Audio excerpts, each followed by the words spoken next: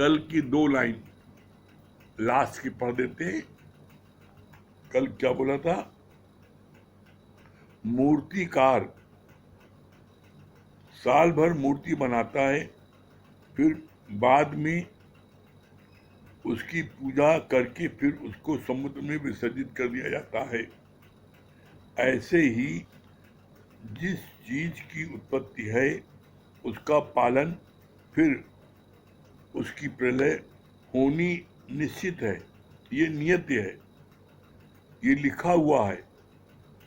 भले इस तरह का पन्ना जीवन में तुम्हें कब दिखने को मिलता है इसका कोई भरोसा नहीं, कभी भी, लेकिन मिलेगा जरूर। कल यहां तक हुआ था, इसके आगे आज क्या बोला भगवान ने? ब्रह्म ज्ञान के बाद तुमको किसी की भी मृत्यु फील नहीं हो, यह है सच्चा मृत्युंजय जाप। यहाँ क्वेश्चन आया कि मृत्युंजय जाप लोग कराते हैं जब कोई बहुत बीमार होता है घर में, जिससे अतिशय मोह होता है, तो उसके लिए मृत्युंजय जाप कराते हैं।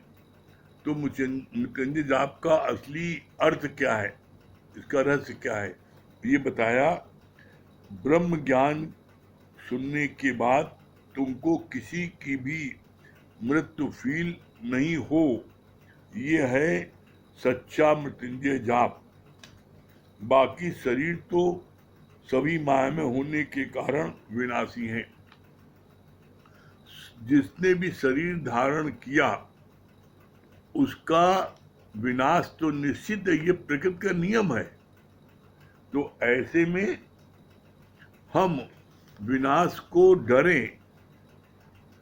बोला जो ज्ञान लेता है, ब्रह्म ज्ञान लेता है, ज्ञानी जन है, वो डरते नहीं है। वो इस बात को भगवान को कह देते हैं कि जब चाहे परमात्मा आप इसको, इस शरीर को ले लो। क्यों? क्योंकि मैंने अपना काम उतार के बैठा हूं। अपना काम उतार के बैठने मतलब क्या होता है? ज्ञानी अपने निश्चय में रहता है हर समय। क्या निश्चय में रहता है? मैं ब्रह्म हूं, मैं आत्मा हूं, इस निश्चय में रहता है। और कोई काम वो कल्प नहीं रखता, सब काम उतार देता है। और भगवान कहता है, भगवान जब चाहे आप इसको ले लो, जब तक आपको इस शरीर की सेवा आपको मंजूर है, आप सेवा लो, और जब चाहे आप इसको ले सकते हो। क्यों? क्योंकि उसकी शरीर में आसक्ति नहीं है ज्ञानी की। अज्ञानी की शरीर में, अपने शरीर में और अपने वालों के शरीर में आसक्ति होती है, जिसके कारण से वो पल पल परेशान होता है। जब आप अपनी आत्मा में आ जाओगे, आप ये फील करोगे कि मैं ब्रह्म हूं, मैं आकाशवत हूं, तो फिर देह का किसी प्रकार का कोई भी कष्ट, दुख, सुख आपको भासेगा नहीं। क्यों नहीं भासेगा? क्योंकि आप हर समय अपनी आत्मा में विचरण करते हैं, अपनी आत्मा में रहते हैं। और आत्मा की तुलना की गई है आकाश से। जैसे आकाश को कोई भी चीज छू नहीं पाती, आकाश को कोई चीज नहीं छू पाती, इसी तरीके से जो अपनी आत्मा में विचरण करता है, उसको दुनिया की कोई भी परिस्थिति, कैसी भी परिस्थिति जीवन में आती है, यानी कि वो उसको टच नहीं कर पाती, छू नहीं पाती। वो हमेशा अपनी आत्मा में विचरण करता है। बोला मौत जैसा दुख भी उसको नहीं भासता। इसका भी अभी पढ़ा गया ना। मृत्युंजय जाप असली क्या है?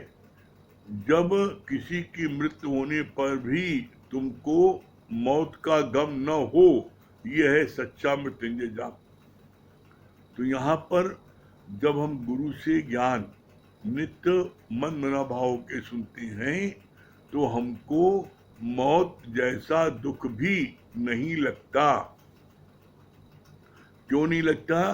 क्योंकि रोज रोज ज्ञान सुनते सुनते ये बात पक्की हो जाती है कि जो भी देह में आया है उसको जाना एक दिन जरूर है। तो जब जाना है तो इस देह से फिर किस बात का मोह, किस बात का संबंध? और जितना ज्यादा आप इससे संबंध रखोगे उतना अधिक आप दुखी होगे। और ऐसा नहीं हो सकता कि ये न जाए। जब राम का शरीर नहीं रहा, भगवान का अवतार कहा जाता है, कृष्ण को अवतार कहा जाता है, उनका शरीर नहीं रहा, ये किसी न किसी बहाने ये जाता है। अब एक कितनी देखिए प्रैक्टिकल बात है, आपको हम याद दिलाते हैं।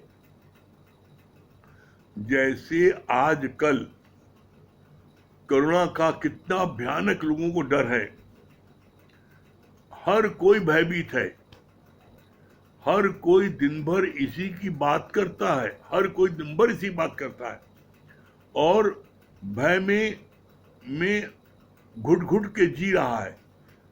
आज इसकी मौत हुई, कल इसकी मौत हुई, रोज आए दिन मौत का हो रहा है नजारा।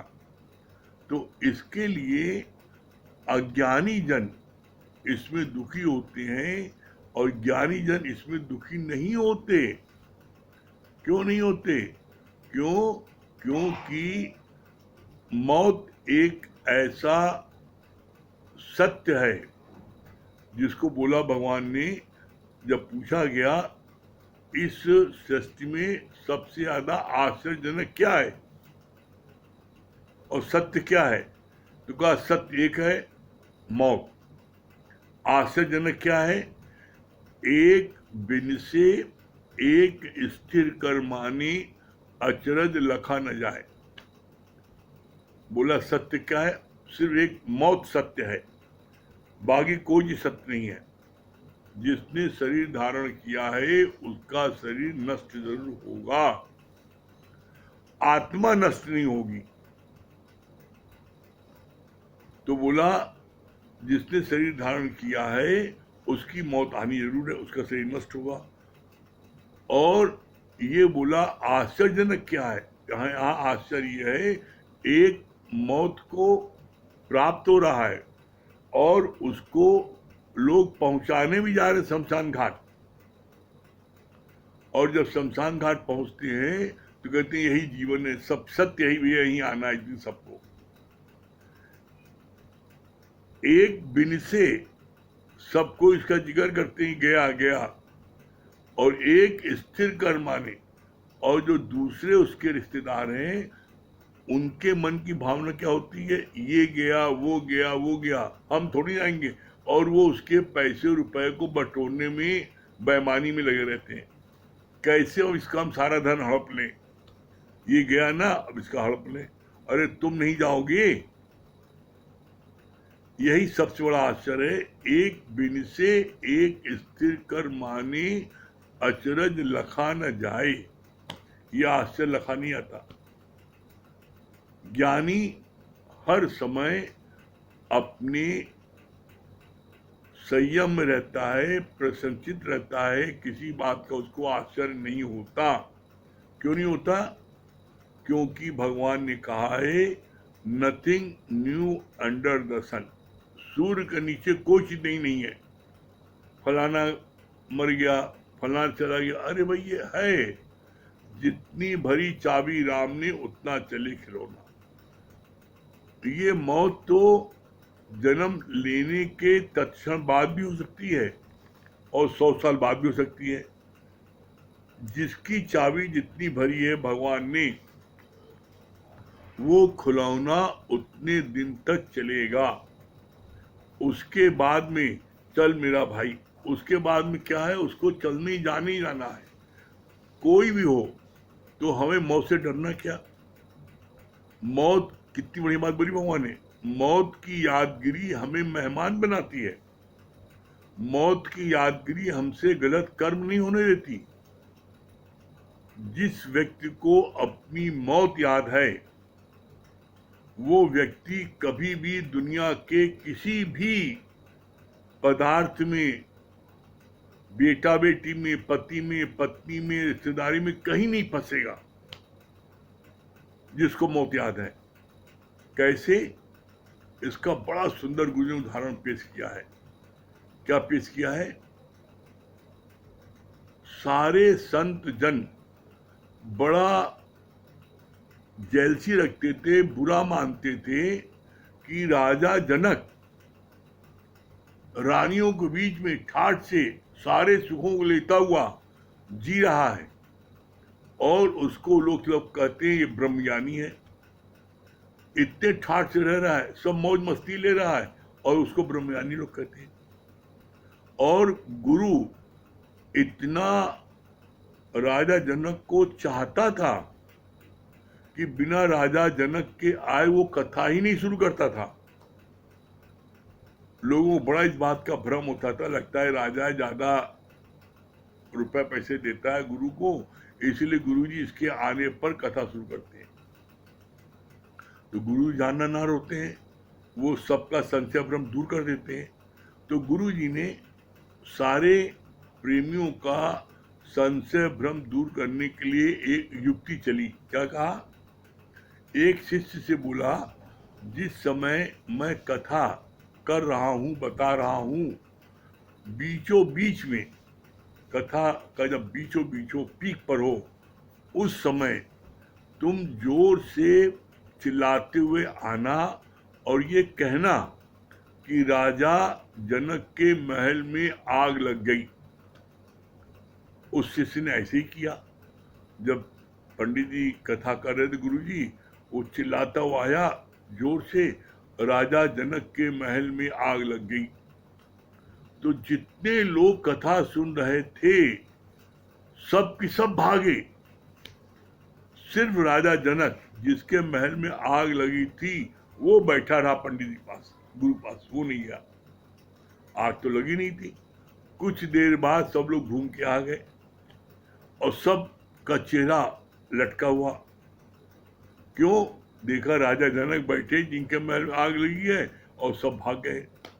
जब सब लोग आके बैठे तब कितना सुंदर गुरु ने पूछा, कहा आप लोगों के प्रश्नों का उत्तर मिल गया? क्या प्रश्न? कहे आप लोगों के मन में ये संशय भ्रम था कि राजा से हम अधिक धन ले लेते हैं, इसलिए राजा के आने पर मैं कथा शुरू करता हूं। तो ये बात नहीं है। बात क्या है? राजा जितने मनमना भाव होकर के सच्चे मन से सत्संग सुनता है, तुम लोग कोई नहीं सुनते। कैसे? अभी प्रत्यक्ष प्रमाण। उस प्रेमी ने आके क्या बोला? राजा जनक के महल में आग लग गई। तो जिसके महल में आग लगी वो तो यहाँ पर मेरे सामने स्थिर होकर के मनमना भाव होकर के सत्संग सुन रहा है, उसका ध्यान भी नहीं गया।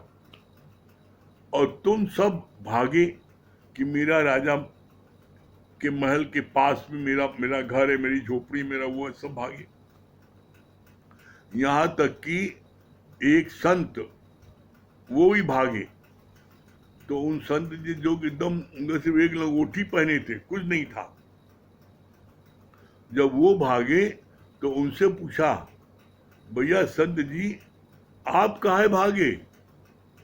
अरे और लोग भागे, ठीक है, उनका घर द्वार था, बाल बच्चे थे, उनका बहुत धन दौलत थी, आप काहे भागे? आप तो के पास सिर्फ एक लंगोटी पहने, आप पास तो कुछ नहीं ना।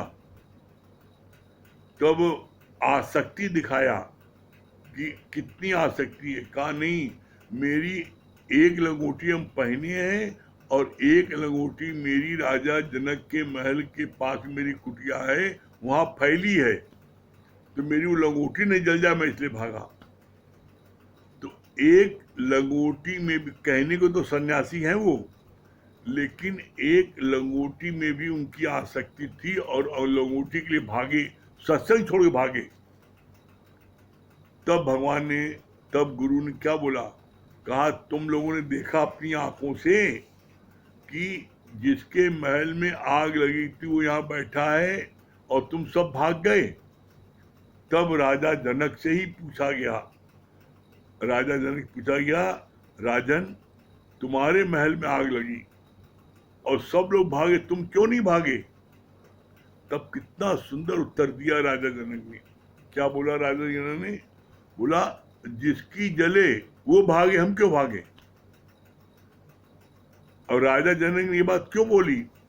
राजा जनक ने बोला जिसकी जले वो भागे, ऐसा इसलिए बोला क्योंकि राजा जनक ने पहले दिन ही ये प्रश्न किया था, ज्ञान कैसे लगे, वैराग्य कैसे हो और मुक्ति कैसे मिले। ये 3 प्रश्न किए थे राजा जनक ने। तो उन 3 प्रश्न का गुरु ने उत्तर दिया था। क्या उत्तर दिया था? कहा तन मन धन ये तीनों दे दो, तुमको ज्ञान हो गया, तुमको मुक्ति हो गई, तुमको वैराग आ जाएगा। तो राजा जनक कह रहे थे कि हमको शीघ्र चाहिए मुक्ति, तो कहा बस से तीनों चीज दे दो, तुमको हो गया। तो उन्होंने कहा मैंने दिया, मैंने तन मन धन दिया।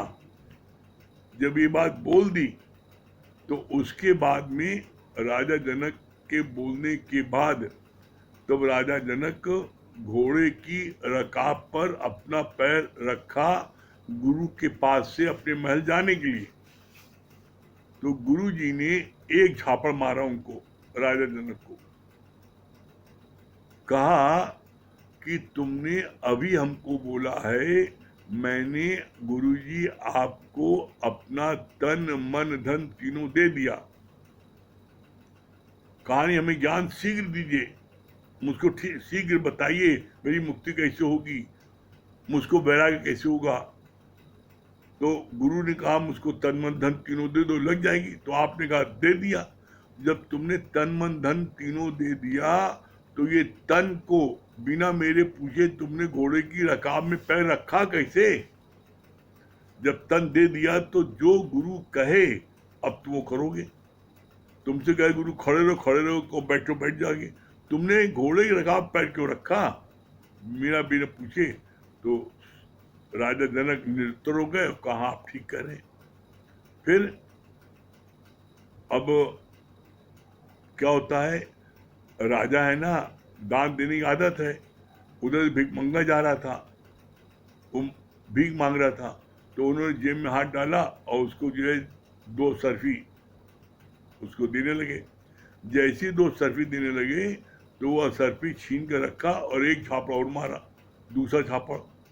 कहा क्यों? कहा तुमने क्या बोला है अभी? मैंने तन मन धन तीनों दे दिया, तो तुमने जो है मेरे बिना पूछे तुमने धन कैसे दे दिया? अब मन चलने लगा। अब मन क्या चलने लगा? अच्छा फंस गए, मेरी रानी मेरा इंतजार कर रही होगी खाने पर, बेचारी भूखी होगी, मेरे साथ रोज खाना खाती है। जैसे ये सोचा तो एक झापड़ फिर मारा, तीसरा। कहा तुम्हें क्यों सोच रहे हो कि राजमहल कैसे चलेगा, मेरी रानी भूखी होगी, मेरे लिए सोच रही होगी, मैं उसको बता नहीं आया हूँ। तो तुमने जब तन मन धन जब तीनों दे दिया तो अब तुम मन में ये बात सोच भी कैसे सकते हो मेरे बिना?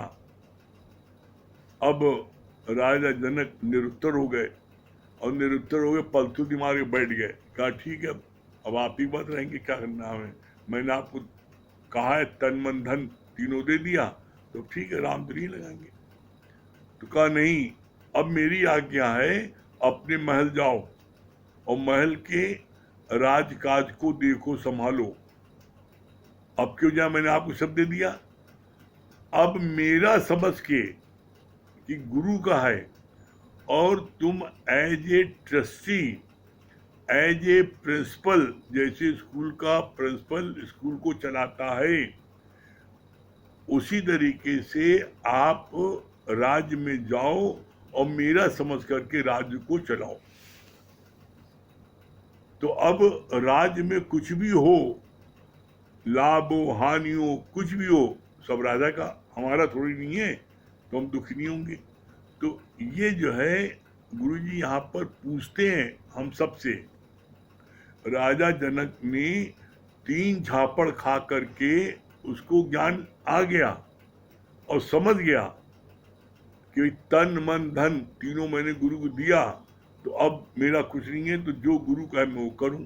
तो क्या आज भी तुमने अपना तन मन धन गुरु को दिया है?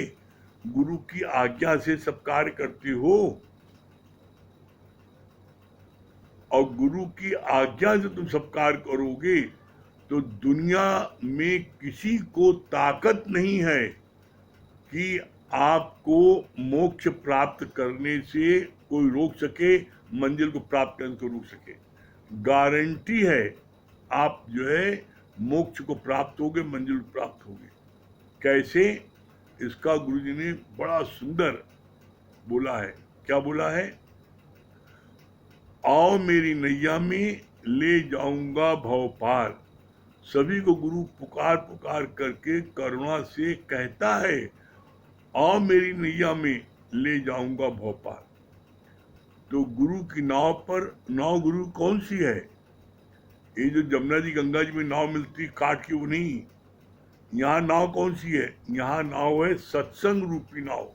ये जो सत्संग में हम लोग बैठे हैं, आप सब बैठे हो, आप सब गुरु की नाव पर बैठे हो। गारंटी है आपको मोक्ष मिलेगा। क्यों?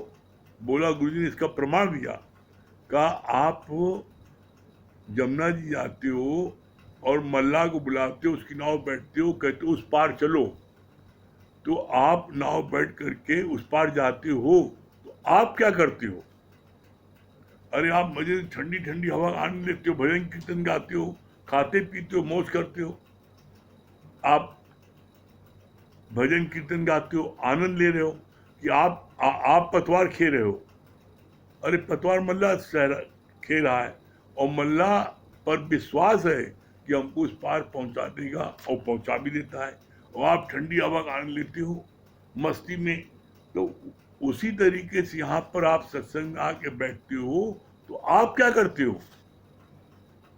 अरे आप मस्ती से बैठे हो, एयर कंडीशन रूम में मस्ती से बैठे हो, पंखे में मस्ती से बैठे हो हैं, और गुरु का ज्ञान सुन रहे हो, ब्रह्म ज्ञान सुन रहे हो, और ये सुनते सुनते तुम्हारे को गुरु मुक्ति दिलाएगा, ये गारंटेड है।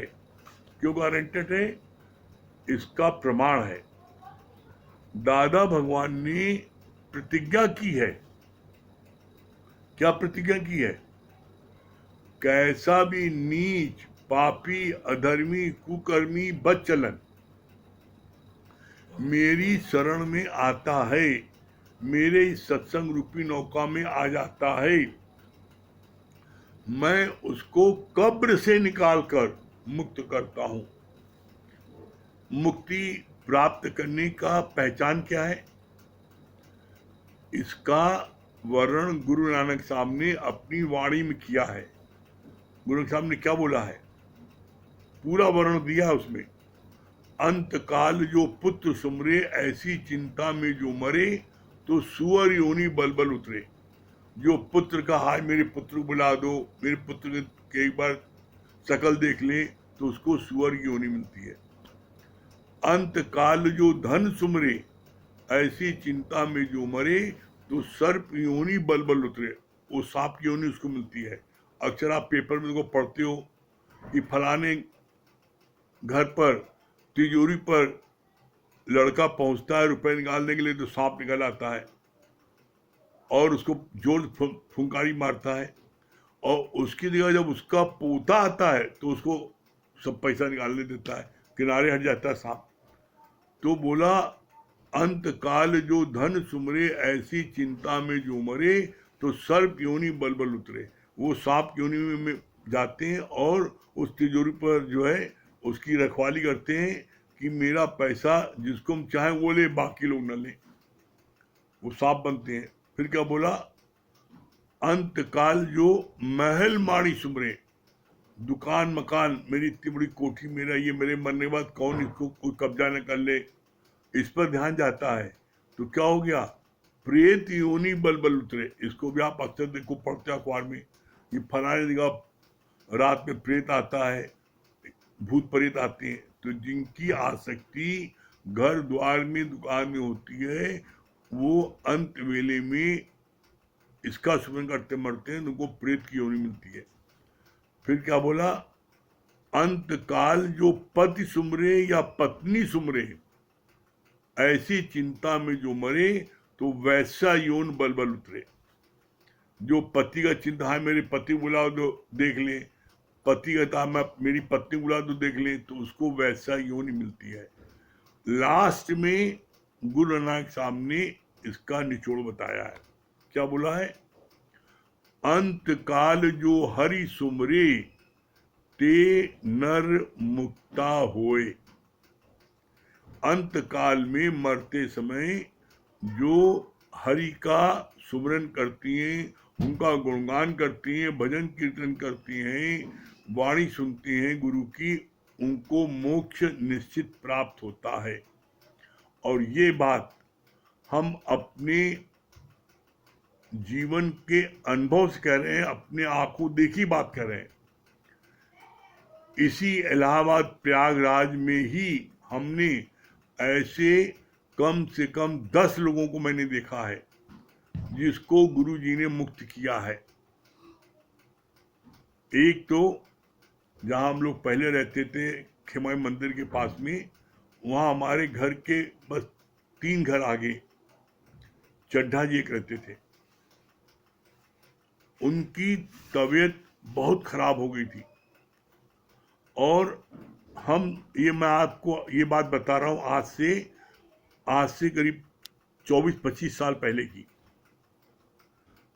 हम सुबह के निकले हुए सत्संग के, हम लोगों का ऐसे चलता था पहले, सुबह निकलते थे, शाम को आते थे, रात को आते थे, दोपहर में आते थे, 4-4, 6-6 घंटे, 8-8 घंटे निकल जाते थे।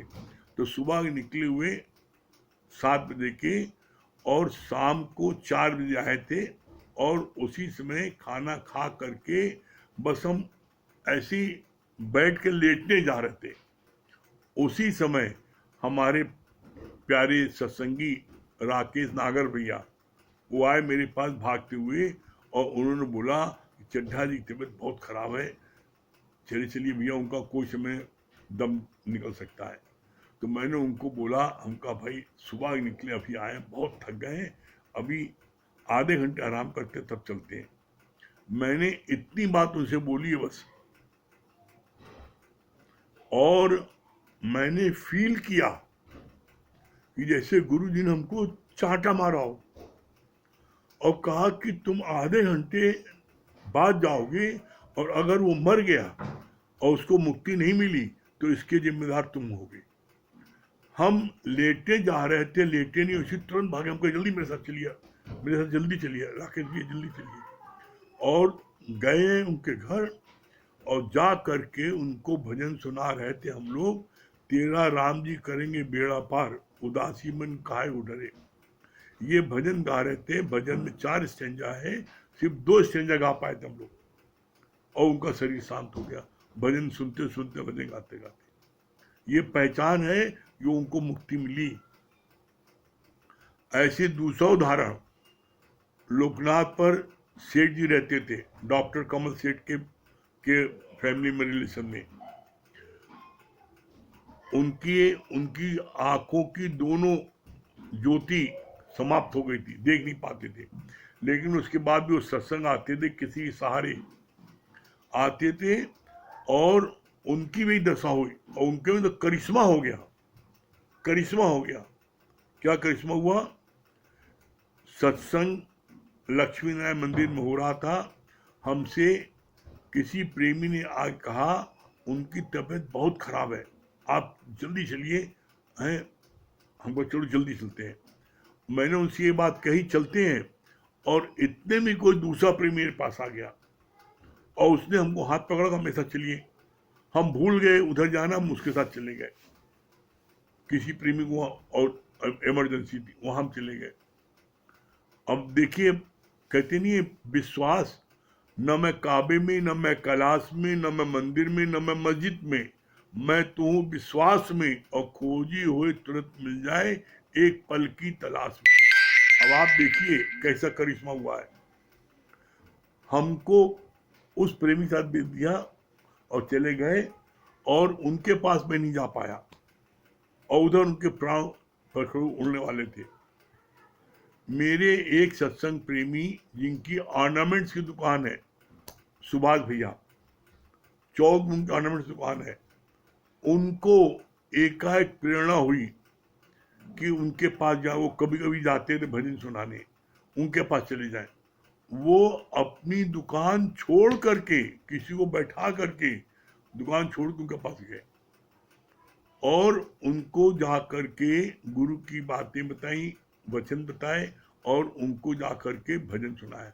उनको भी जैसे ही भजन पूरा हुआ है उनका, वैसे उनका शरीर शांत हो गया। ये प्रमाणित नहीं करता। ऐसी ऐसी हम लोगों ने 10-10, 15-15 उदाहरण देखे हैं इलाहाबाद में, जो कि जिनको की साफ देखा हम लोगों ने भगवान ने कैसे उनको मुक्ति दी है। अंत वेले में भगवान का नाम लेते लेते वो शरीर छोड़ दिया उन्होंने। ये गारंटी है। इसी तरीके से जो भी इस ज्ञान को सुनेगा वो मुक्त निश्चित होगा। दुनिया की कोई ताकत उसको रोक नहीं सकती। आप कर ही देखना, नो तब कहना। फिर आगे बोला, बहुत अच्छी बात भगवान ने इसमें, सागर इतना विशाल है पर उसके अंदर बड़वानल अग्नि है, जिसके कारण वो संयम में रहता है। नदियों में बाढ़ आती है पर सागर में नहीं। भयविष अग्नि, भयविष सागर। जैसे सागर में सारी नदियां दौड़ती हुई समा जाती हैं, पतंगा समा के मौत के बस में होकर उसके ऊपर जलकर खाक हो जाता है। संसार के लोग भी मोह के कारण ही मरते हैं। अगर मोह न हो तो अमर हो जाए। कितनी सुंदर बात भगवान ने बोली। समुद्र में इतना जल है कि अगर समुद्र में बाढ़ आ जाए तो पूरे संसार को डुबो दे वो, लेकिन समुद्र में बाढ़ नहीं आती है। क्यों नहीं आती है? क्योंकि समुद्र में बड़वानल अग्नि होती है। बड़वानल अग्नि जो होती है वो उसको कंट्रोल में रखती है।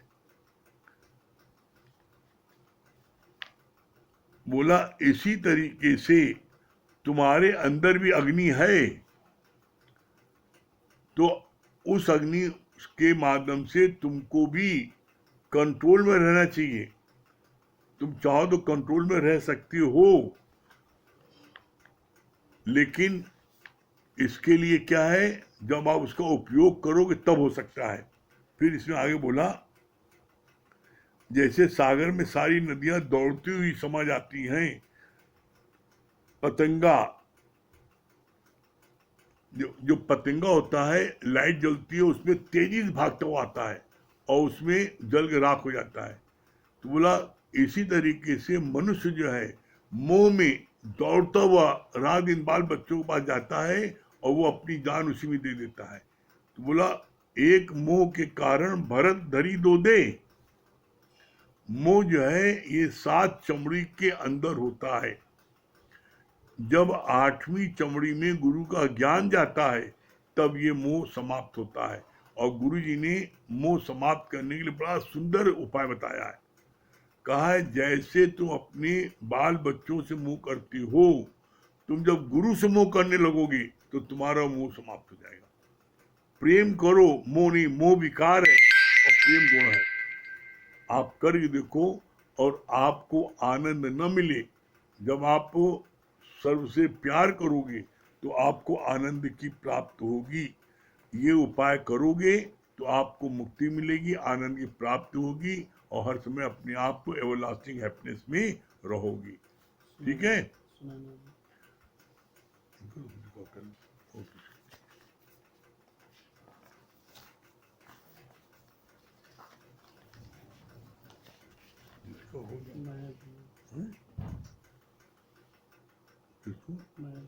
हाँ महेश भैया,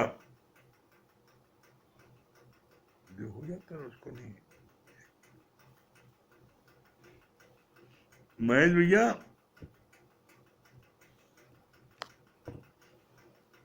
हरिओम गुरु जी। हाँ हरिओम महेश भैया, क्या बोल रहे हैं? बहुत अच्छी बात आपने बताई कि सच में जैसे आपने कहा ना कि एक दिन से एक स्थिर कर माने, अचरज लखा ना जाए। हाँ। मतलब एक जा रहा है, पहुंचाने भी जा रहे हैं, लेकिन वहाँ अपने आप को सत्य मान के बैठे हुए हैं। ये हाँ बात बहुत अच्छी लगी। हाँ। और संगीता रानी, वंदना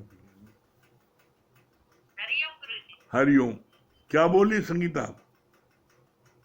बहुत अच्छी बात कही गुरु जी। जैसे आपने बताया ना कि ना मंदिर ना मस्जिद ना काबे कैलाश में, मैं तो हूँ इस विश्वास में। परमात्मा जो है बस एक गुरु में ही विश्वास रखो तो हर चीज हो जाता है। ये बात हाँ बहुत सुंदर। हाँ हाँ वंदना जी। हरिओम गुरु जी। हरिओम हरिओम, क्या बता रही वंदना जी? बहुत अच्छा पॉइंट लगा कि जनक जी का जो आपने बताया कि उन्होंने सब कुछ तन मन धन सब कुछ दान दे दिया, फिर भी मन से ये निकालना कितना मुश्किल लगता है कि हमने ये चीज हमारा नहीं है। दान देने के बावजूद भी उनका ये विश्वास था कि हम जा रहे हैं अपने महल, और उनका मन चल रहा था, दान देने को मन कर रहा था। मतलब ये निकालना बहुत मुश्किल है कि तन मन धन ये चीज मेरी है। ये जो जीव मात्र अंदर अंदर हमारे बसी हुई है ना, ये निकालना बहुत मुश्किल है। लेकिन तो तुरंत राजा हम जनक भगवान का राजा जनक का 3 झापड़ में निकल गया कि हाँ, झापड़ पड़ने के बाद तो सब कुछ निकल जाएगा। हाँ, हाँ, चलिए भजन सुना दीजिए। जी हरिओम। तेरा प्यार खींच कर लाया, तेरा प्यार खींच कर लाया, मोहे सावरिया तेरे द्वारे, तब अपना आप भुलाया, तब अपना आप बुलाया, जब दर्शन किए तिहारे, तेरे द्वारे पर जो आए, वो खाली कभी न जाए। तेरे द्वारे पर जो आए, वो खाली कभी न जाए। जो जैसा भाव जगाए, वो वैसा ही फल पाए।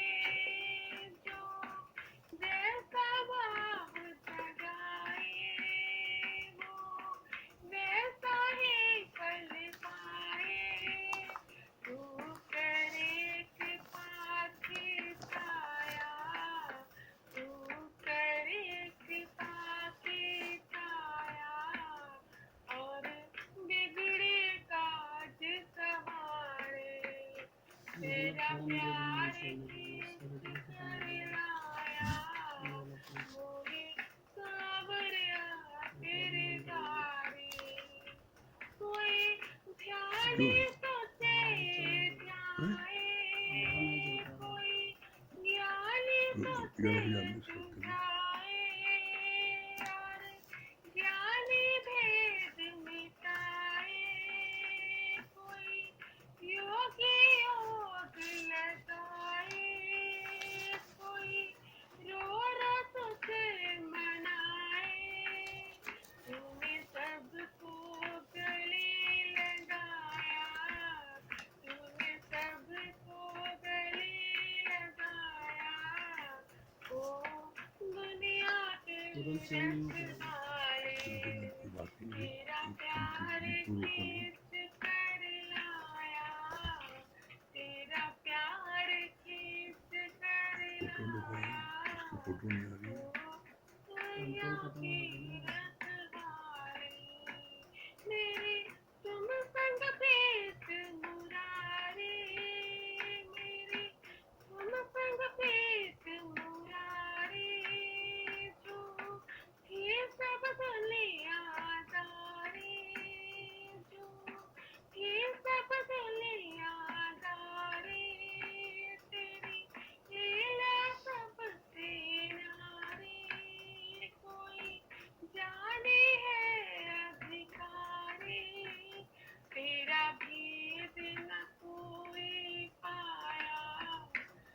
भेद न कोई पाया, ऋषि यतन कर हारी। तेरा प्यार खींच कर आया, तू ही सावरिया तेरे बारे, प्रभु अपना आप बुलाया, आया जब दर्शन किए तिहारे। बहुत सुंदर। हरिओम।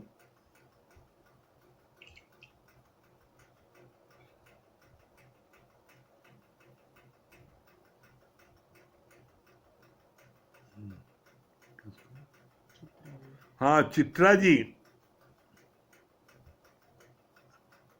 चित्रा जी। हरिओम गुरुजी। हाँ हरिओम चित्रा जी, हरिओम हरिओम चित्रा जी। हाँ क्या बता रही चित्रा रानी? बहुत अच्छा लग रहा है कि हम गुरु के सानिध्य में हैं। गुरु ने मतलब वो कितना किया है, दादा भगवान प्रतिज्ञा की है ना कि कब्र से निकाल कर मुक्त करूंगा, जितना भी नीच पापी कुकर्मी अधर्मी हमारे दरबार में है ना उसको मुक्त करूंगा। तो हमें कुछ नहीं करना है, बस अपने सदगुरु के नाव में बैठ जाना है। हाँ बहुत सुंदर। ये सारा बस कार्य हाँ आप करें। हाँ गुरु जी आप बहुत सुंदर, बहुत भाग्यशाली बहुत सुंदर। हाँ त्रिपाठी जी। हाँ हरिओम। हाँ क्या बता रहे हैं त्रिपाठी जी? हाँ क्या बता रहे हैं? हैं आ रही है? हाँ हाँ बताइए बताइए नरेंद्र जी बताइए। ज्ञानी सदैव अपना काम उतार के रखता है, कभी भी भगवान को बुलाना हो बुला ले, हाँ और जो है काम उतार बैठा इसीलिए हो। वेरी गुड, बहुत सुंदर। हाँ बहुत सुंदर। अपनी जो है वो काम कर। हाँ बहुत सुंदर। और आप ठीक है ना अब? हाँ त्रिपाठी जी आपका आशीर्वाद। Very good. हाँ एकदम बिल्कुल बिल्कुल सोचिए नहीं, तेरा कुछ ना बिगड़ेगा सतगुरु सुनाने के बाद। हाँ त्रिपाठी जी हमने कहा गुरु से अगर प्रेम करें हम तो किसी चीज में आसक्ति नहीं रहेगी, हाँ किसी मोह में नहीं फंसेंगे हम। हाँ गुरु से प्रेम करें। बस बस ठीक है, बहुत सुंदर। और भी नहीं तो बैठ गए तो पार हो जाएगा। हाँ हरिओम गुरु। हरिओम।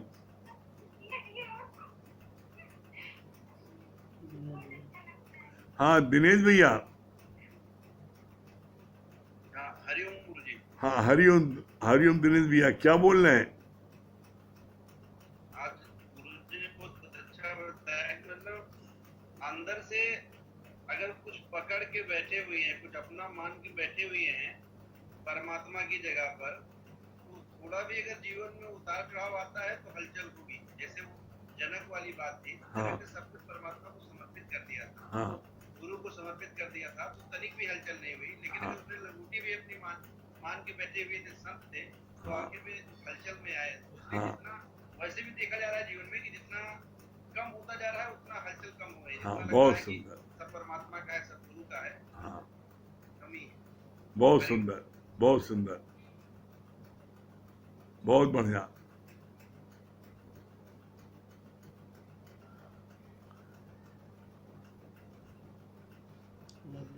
हाँ लवली जी विंध्याचल। हरिओम गुरु जी। हरिओम लवली जी, हरिओम। क्या बोल रही है लवली? बहुत अच्छा लग रहा है गुरु जी की सत्संग की नाव में बैठ जाओ, अपने आप पार हो जाओ। हाँ बस बस बस बहुत बढ़िया। सत्संग की नाव में बैठ जाओ। हाँ और बहुत अच्छा लगा कि जैसे अंत समय में जैसी हमारी वासना रहेगी वैसा हमारा आगे जन्म होगा। हाँ बहुत बहुत सुंदर। अच्छा लगा। जैसे आपने बताया जो अंत समय में हरि सुंदर तानर मुक्ता है वही मुक्त होगा जो अंत समय में हरि को सुनेगा। हाँ बहुत सुंदर, बहुत बढ़िया लवली जी। बैठे हैं आपकी कृपा से बस भाव पार हो जाएगा। बहुत सुंदर, बहुत बढ़िया।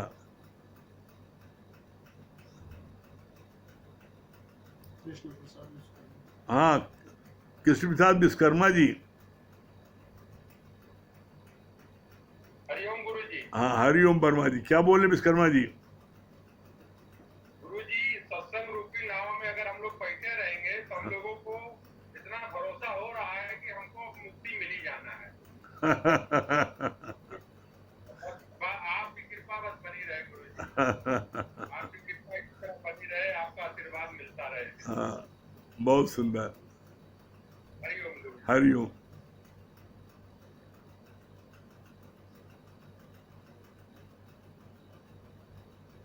मंगल भैया है। किसको? हाँ, मंगल भैया। हाँ हरिओम गुरु जी। हाँ, हरिओम हरिओम। क्या बोल रहे हैं? बहुत अच्छी बात है, अपना तन मन धन अंदर से गुरु को अर्पण करके फिर गुरु से पूछ के काम करें। हाँ। बहुत अच्छा होता है ये बात, जो पूछना चाहिए गुरु जी।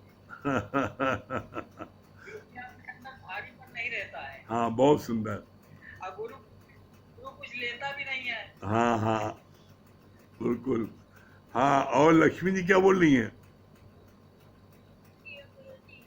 भगवान ने हवा पानी प्रकाश तीनों चीज दे दिया है, उसको तो हम ले लेते हैं, लेकिन उसको हमें ज्ञान क्यों दे रहा है उसके लिए भागते रहते हैं। क्यों ऐसा क्यों? बस वही एक ही तरक्की है, जैसे आपने बताया राजा दशरथ को हमेशा झापड़ पड़ता रहता है।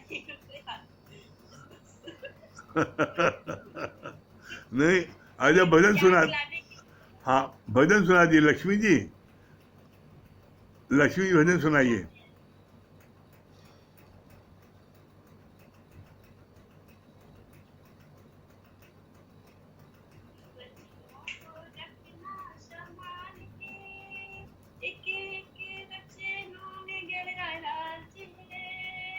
जिसने जानी गुरु की है महिमा, उसका डूबा कभी ना जहाज है। गुरु बच्चों को रखना संभाल के,